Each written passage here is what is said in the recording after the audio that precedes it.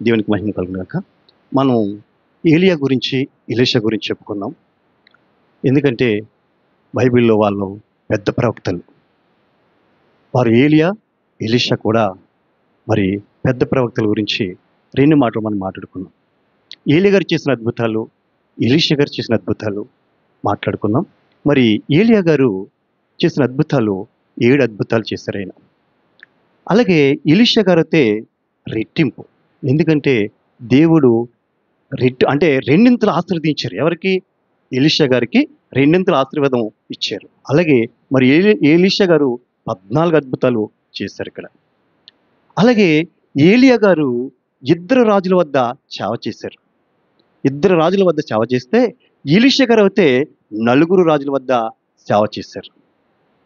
ఏలియా గారు 20 సంవత్సరాలు సేవ చేస్తే ఎలీషా గారు 40 సంవత్సరాలు సేవ చేశారు. చూసారా? రెట్టింపు అనమాట. ఆశీర్వాదంపై ఆశీర్వాదం. అలాగే మనం కూడా మన జీవితాల్లో కూడా ఆయన యొక్క ఆశీర్వాదాలు, ఆయన యొక్క మరి మన కుటుంబంలో దీవెనలు కావాలంటే ఆయన వెంబడి మనం నడవాలి. ఆయన చిత్తంలో మనం నడవాలి. ఆయన మాటలో మనం నడవాలి. అలాగే ఇక్కడ భక్తుల ద్వారా మనకు చూపించారు. అలాగే ఆయన చేసిన అద్భుతాలలో 2-3 మాట్లాడుకుందాం. మరి ఏలియా గారు చేసిన అద్భుతాల్లో 7 అద్భుతాల్లో ఒకటి ఏంటంటే, తీయొద్దు నేను చెప్తాను. 3 సంవత్సరాలు కరువు. అదేంటంటే 1 రాజులు 17:1. చూసారండి? 3 సంవత్సరాలు కరువు వచ్చింది. రెండోది ఏమిటంటే శారాపతి విధురాలు కుమారుని బ్రతికించుట. అదేంటంటే 1 రాజులు 17:17 నుంచి 24 వరకు. మళ్ళీ అలాగే మూడోది యోర్దాను నదిని చీల్చుట. అది 2 రాజులు 2:8లో ఉంది. ఎందుకంటే గొప్ప దేవుడు కనుక అక్కడ ఆశ్చర్యకరంగా చేశాడు. అలాగే ఇక్కడ చూడండి, 2 అంతలు చేసిన అద్భుతాలు చేసిన దేవుడు ఇక్కడ ఎలీషా గారు 14 అద్భుతాలు చేశాడు. 14లో కొన్ని మాటలు ఆయన కూడా యోర్దాను నదిని చీల్చాడు. అది ఎక్కడ ఉందంటే 2 రాజులు 2:14లో ఉంది. ఒక విధవరాలు కొరకు నూనె సృష్టించాడు. అంటే నూనె అయిపోతే అక్కడ నూనె మరి అమ్ముకోమని చెప్పినప్పుడు అక్కడ ఏ విధంగా చెప్పాడంటే, ఆ విధవరాలు నూనె అమ్ముకున్నప్పుడు ఎలా, అదెన్నో అధ్యాయం అంటే 2 రాజులు 4 అధ్యాయము 1-7 వరకు. అలాగే కుష్ఠరోగి అంటే నయమాన్ గారు మరి ఆ దేశం నుంచి ఈ దేశం వచ్చి మరి నయమాన్ గారు ఏ విధంగా తన కుష్ఠరోగిని పోగొట్టించారో అలాగే ఇక్కడ కూడా ఏముందంటే 2 రాజులు 5 అధ్యాయం 1-19 వరకు. అలాగా మనకి ఎందుకంటే అద్భుతాల మీద అద్భుతాలు, ఆశ్చర్యకార్యాలు మన కుటుంబం కూడా, మన అద్భుతాలు కూడా మనం కూడా ఏ విధంగా జీవించాలి, దేవుని సన్నిధిలో ఏ విధంగా ఉండాలి.